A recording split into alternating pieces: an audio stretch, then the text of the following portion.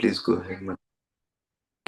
Thank you, Prabhuji. Hare Krishna. Hare Krishna, dear devotees. Please accept my humble obeisances. All glory to Srila Prabhupada and Gurudeva. We'll start out with the prayers. Om Namo Bhagavate Vasudevaya. Om Namo Bhagavate Vasudevaya. Om Namo Bhagavate Vasudevaya. Narayanam Namaskrityam Naram Chevam Narotayam. Devi Saraswati Vyasam Tato Jaye Uddiraye. नित्यप्रायेषु अद्वेषु नित्यं भागवत सेवया भक्ति उत्तम श्लोके भक्ति भवति नैष्टुके. Today we're reading from Srimad Bhagavatam, Canto 8, Chapter 15, from text 13 to,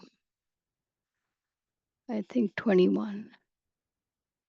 So Chapter 13, Bali Maharaj conquers the heavenly planets. Text 13. Beautiful women protected by the demigod sported in the gardens, which had lotus ponds full of swans, cranes, chakravars, and ducks. Text 14. The city was surrounded by a tencel full of Ganga water known as Aksha Ganga, and by a high wall which was the color of fire. Upon this wall were parapets of fighting. Text 15. The doors were made of solid gold plates, and the gates were excellent marbles. These were linked by various public roads. The entire city had been constructed by Vishwakarma. Text 16. The city was full of courtyard, wide roads, assembled houses, and not less than 100 million airplanes. The crossroads were made of pearls, and there were sitting places made of diamonds and coral. Text 17. Everlasting, beautiful, and youthful women who were dressed with clean garments glittering in the city like fire with flames. They all possesses qualities of Shyama. Text 18. The breezed bowling in the street of the city bore the fragrance of the flowers falling from the hair of the women of the demigods. Text 19. Apsaras passed on the street, which were covered with the white fragrance smoked of Aru incense, emanating from windows with gold figurines. Text 20. The cities were shaded by canopies decorated with pearls, and the domes of the palaces had flags of pearls and gold. The cities always resounded with the vibrance of peacocks, pigeons, and bees. And above the city flew airplanes full of beautiful women who constantly chanted auspicious songs that were very pleasing to the ear. Text 21.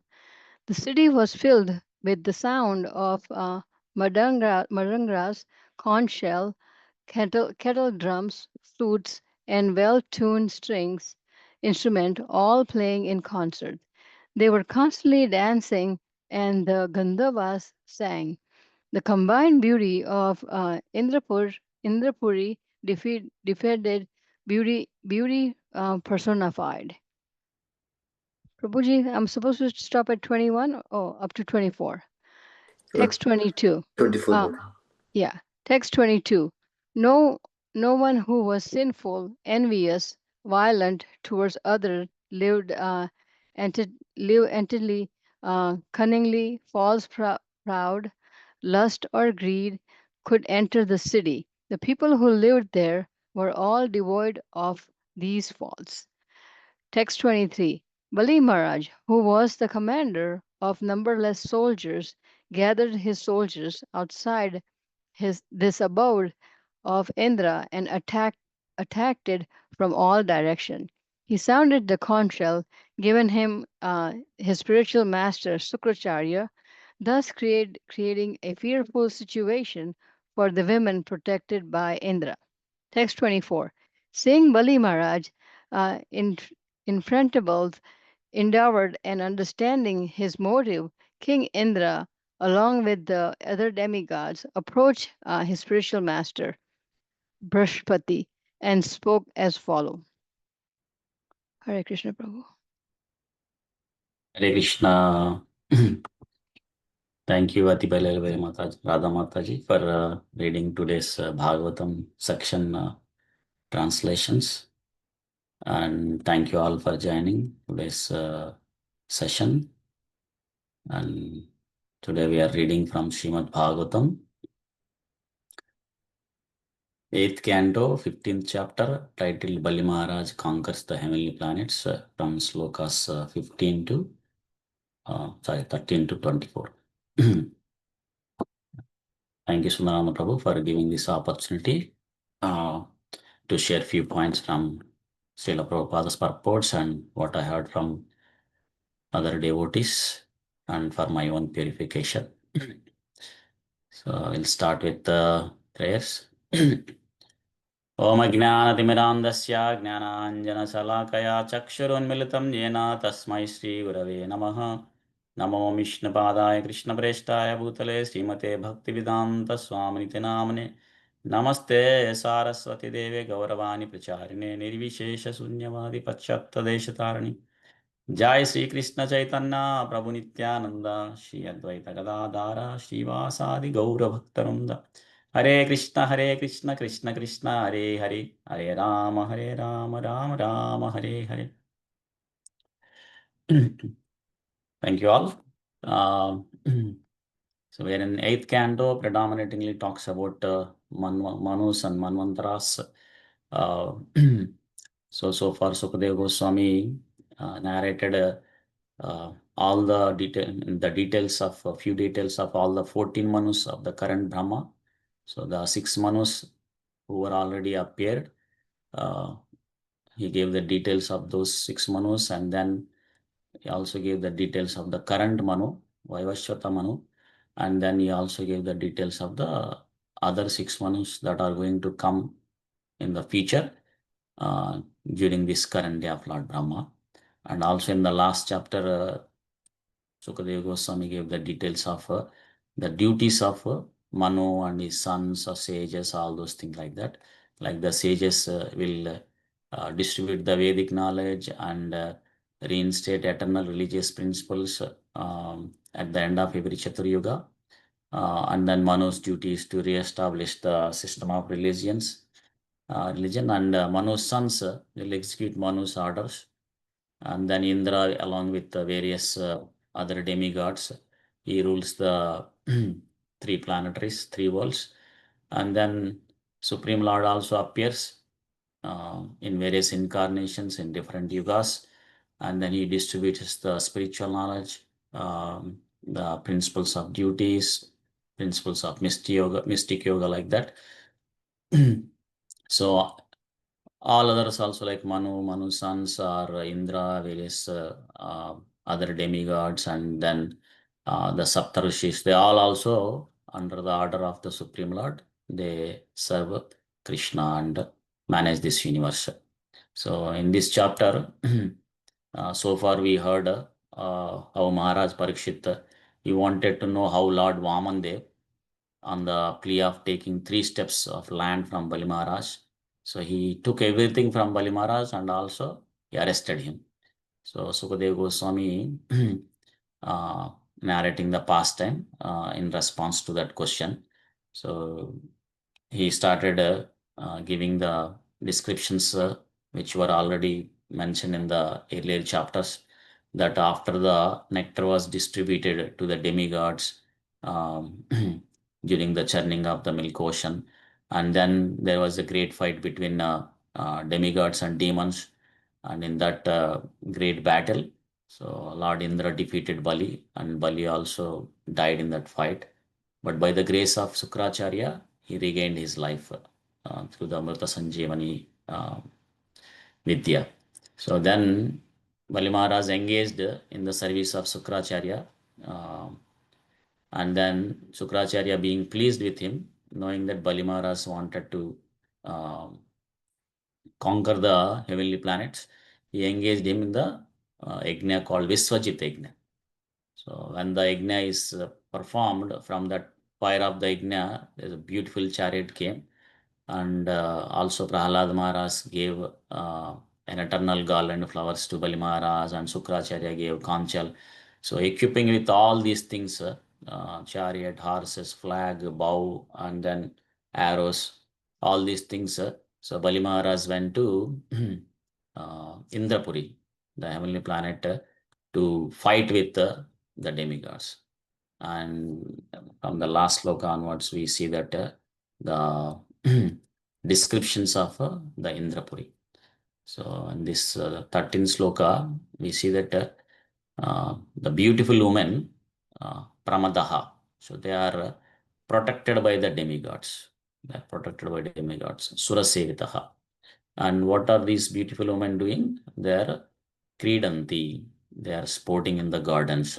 And also these gardens, we see that they have a lotus ponds full of swans, cranes, chakravakas, and ducks like that. And I heard sometime back that uh, the most beautiful woman in this Earth planet could be Miss World or Miss Universe, whoever it is. So their beauty is nothing when it is compared to an ordinary woman beauty in the heavenly planets. So we can understand how much beautiful the women in the heavenly planets. They are so beautiful. So, and also we see that the opulence and the comforts, the material facilities that are in the higher planet systems, in the heavenly planet systems. So from in this sloka and the few other slokas that are coming up. And also, so the people who live in this higher planetary systems, they're in the mode of goodness. So Krishna mentions in Bhagavad Gita, right? Even in this earth planet, so whoever elevates their mode to the goodness, sattva urdhvam gachanti sastvasta. Like when we uplift our mode to the sattva so mode of goodness, then we will go to the higher planet systems. Like this heavenly planet. So being very pious, so they all endowed with great opulence. So we see here also in the this sloka or upcoming sloka, they have so much material comforts and facilities for the residents of the heavenly planets. So of course, this is still in the material world, but the opulence is compared to the Earth planet is higher. So that's why it is very natural for the residents of the heavenly planet to be attracted by that opulence and start enjoying the material facilities so that were provided. So it's very challenging for them to take up Krishna consciousness or practice Krishna consciousness sincerely and seriously. So it's the same like even in this world also, we see that people who are very rich or even the kids who are born in the rich family or in a high leadership person or the family members like the leaders who are like ministers or politicians or even the famous movie stars themselves are their family members. So many times because they are in the midst of so much material facilities, either the kids or the family members, they start enjoying those facilities and they may not get attracted to the Krishna consciousness. So we see that example, am I right? The Kuvera, who is the treasurer of the demigods, uh, the higher planet systems, their sons, Nalakuver and Manigriva, because of the so much opulence, they started enjoying with many women and taking liquor, all those kind of things, but not practicing Krishna consciousness. Kuvera tries to push him into the Krishna consciousness. Even he tries to send his sons to the Lord Shiva's Bhagavatam classes, but they all sit in the back bench and then not showing any interest. So, but of course, by the mercy of Narada Muni, they were cursed and they get the love of Godhead. So later, but usually, when somebody has great material facilities, it is very difficult for them to take up Krishna consciousness. That's why generally many great personalities, they don't want these material appearances because they cause them to forget Krishna. So they will take away from us, from Krishna. So they will separate us. So that's why we hear in Bhagavatam, in the section of Kunti prayers.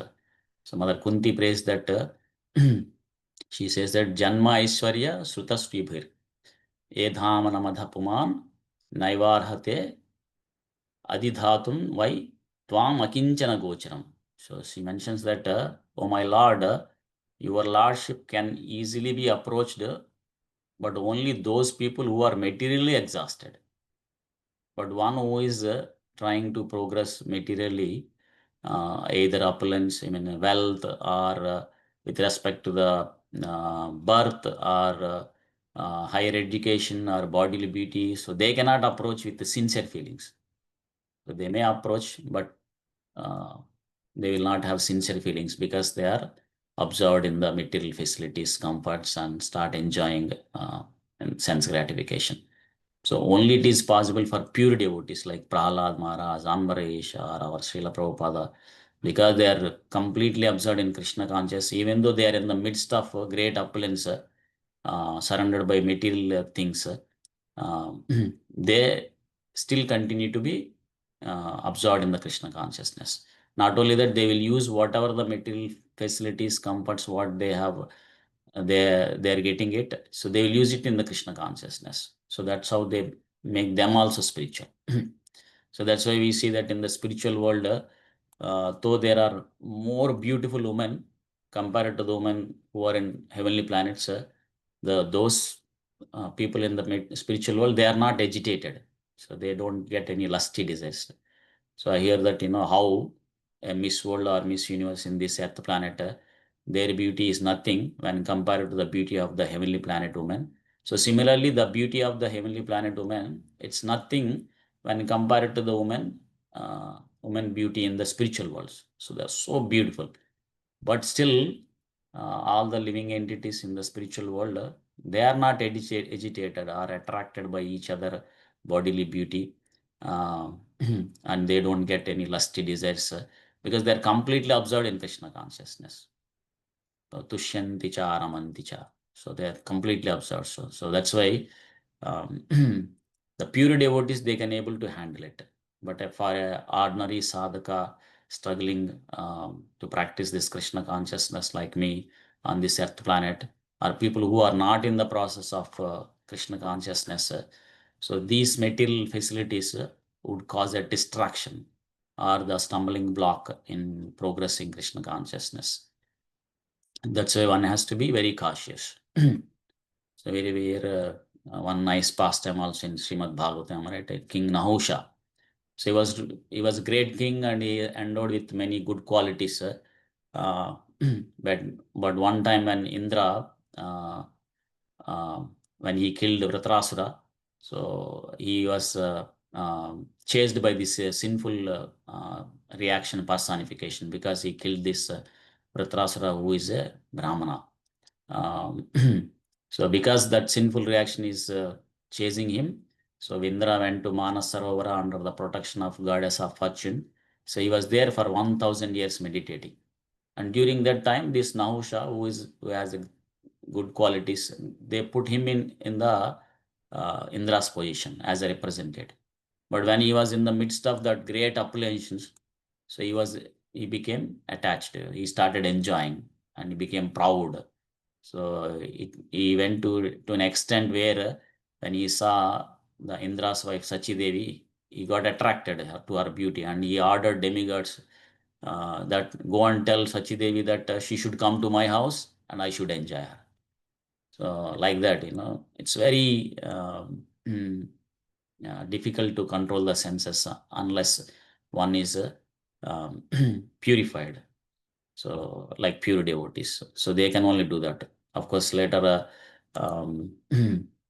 this King Nahusha falls down from the position of Indra, and also um, he becomes as a snake, cursed by the Agastya Mahamuni. That's a long story. So like that, So when one is in midst of the great opulence, so it is very challenging. So that's why we see that many personalities in this heavenly planet, so they enjoy uh, the great opulence that were given to them. Because at the same time, one is continuously suffering, like in the hellish planet, people in the hellish planet. It's also become very difficult for them to practice Krishna consciousness because they are in the always distress condition. So, fortunately, the people on this earth planet, we're all situated in perfect condition where, so we are not in the midst of great opulence like in the upper planet systems, or not too much suffering like the people in hellish planets. So that's it's very conducive to take up Krishna consciousness for the people of this earth planet.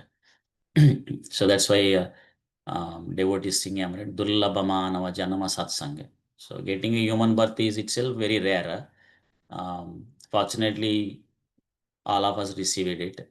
And then on top of that, satsanga. So getting the association of the devotees is more rare. So most of us here, fortunately, we received the human body and also association of devotees. So as if we can take this great opportunity and push ourselves to practice this Krishna conscious sincerely and seriously, because I'm talking to myself, then we can go back home, back to Godhead, and escape all the miseries that comes due to accepting these material bodies one after another, like Janma, Mrityu, Jara, Vyadhi. So that's why Srila Prabhupada stresses many times that please take advantage of this simple process of chanting Hare Krishna Maha Mantra. Hare Krishna, Krishna Krishna, Hare Hare, Hare Ram, Ram Ram, Hare Hare, and perfect our life. Go back home, back to God. So that's why even the demigods, they also pray to the Supreme Lord that they wanted to take birth in this earth planet, and especially during Kali Yuga, which we are in, so that they can take up this simple process of chanting of Hare Krishna Maha Mantra, and for a within a short period of time, like maybe mostly like maximum 100 years at this moment, so they can perfect their life and they can go back home, back to Godhead. So they don't need to take another material body and suffer again and again. So that's what they pray in the demigods prays like that, to take birth in this earth planet, especially during Kali Yuga. So which we have it, fortunately. Uh, so the next several sloka also they talk about the opulence and beauty of the heavenly planet. I see that uh, the trenches full of Ganges water known as Akasha Ganga. Of course, this Ganga um, flows all over the universe. So it is mentioned as Mandakini in upper planet systems. And in the middle planet systems, it's mentioned as a Ganga. It's called as Ganga. And in the lower planet system, the same Ganga is also called as Alakananda. Of course, apart from that, there are many names to Mother Ganga. So here we see that Akasha Ganga. So similarly, there are several names like it. It's also called Janavi because it's came from the Janus year, like that. And then we see that the doors of the heavenly planets residence. So they were made solid gold plates, and the gates were excellent marble. They're all constructed by Vishwakarma. He's a great architect. So you see the great opulence in the heavenly planet systems.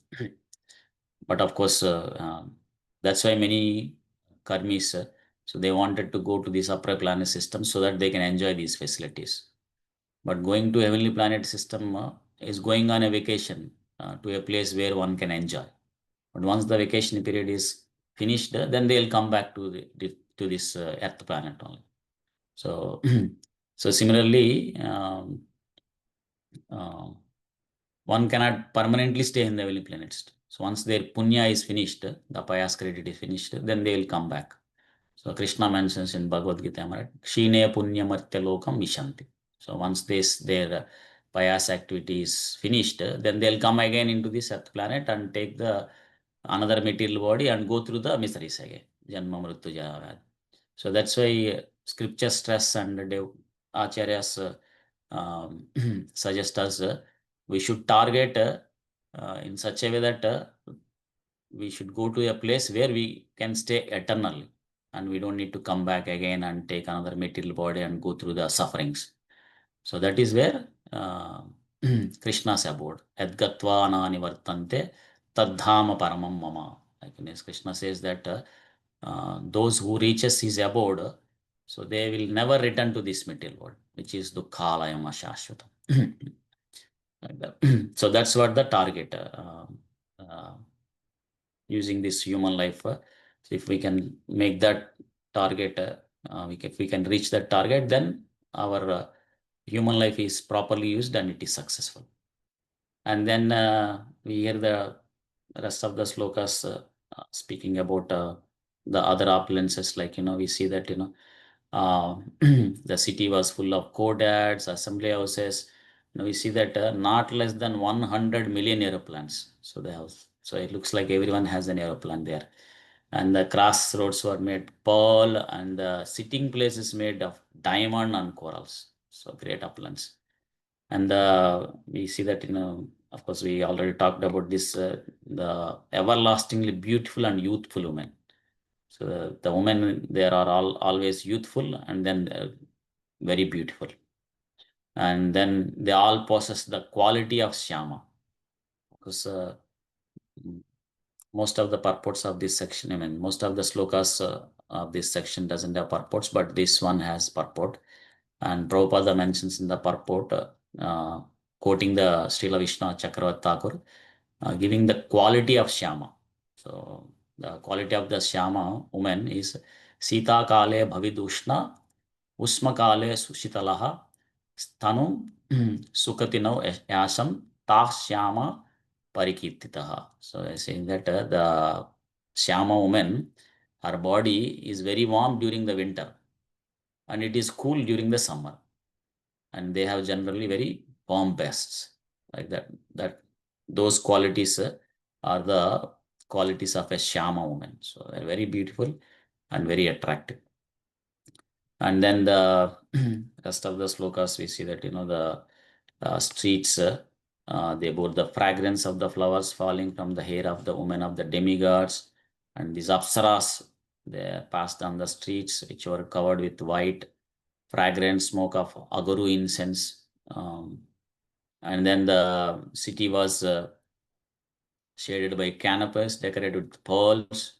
So these are all the opulences of the heavenly planet systems, heavenly planetary, where all the residents of the heavenly planet systems, how they have all these great facilities, and so that they can use their for enjoying purposes, like that. So the city always resounded with vibration of peacocks, pigeons, like that. And also the city was filled with the sounds of mrudangas, conch shells, kettle drums. So, and also there was a constant dancing, and the Gandharvas sang. So these Gandharvas, so they will sing very nicely, the way they sing, and Apsaras, they dance very eloquently, like that. So here we see that the combined beauty of Indrapuri defeated the beauty personified. So that much beautiful of this Indrapuri. So the abode of Indra, or the heavenly planet.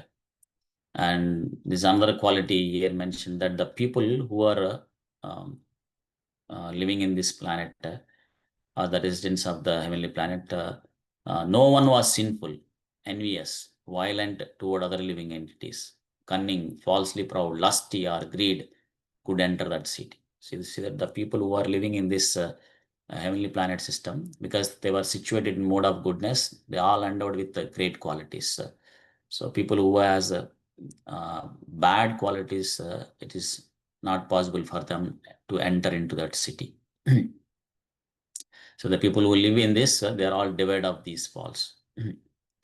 So far, the descriptions of heavenly planetary systems, the beauty and facilities were discussed. And now in the next two slokas, we see that Bali Maharaj, because Bali Maharaj came here to the heavenly planetary system to attack. So Sukadeva Goswami gave the descriptions of heavenly planet system. And now Bali Maharaj was the commander of numberless soldiers. So he gathered all his soldiers outside this abode of Indra and attacked from all directions. So that was his aim. So he gathered all of them and attacked. So, and he sounded conchal given by his spiritual master Sukracharya, so which created a fearful situation for the woman protected by Indra. And now the Indra, seeing the Bali Maharaj's indefatigable endeavor, and also he understand his motive that he came there to attack the heavenly planet and to fight with Indra and all other demigods. So what he did is, Indra, what he did along with other demigods, he approached his spiritual master Brihaspati. So what to do and what is his next steps and all those kind of things. So I'll pause it here. So we'll hear what is his Brihaspati's advice and what did the demigods do. So that we'll hear in the next sections. I'll pause it here for today's section. Thank you all for joining. Grandhara Srimad Bhagavatam ki jai. Srila Prabhupada ki jai. Ananta Koti Vaishnava Vranda ki jai. I think I see that there is one question here. Nausha married to Ashok Sundari, Mahadev's daughter. Yeah. Thank you very much, Mataji, for sharing that. Yeah, thank you so much, Krishna. Prabhuji. Hare Krishna. Thank you, Prabhu.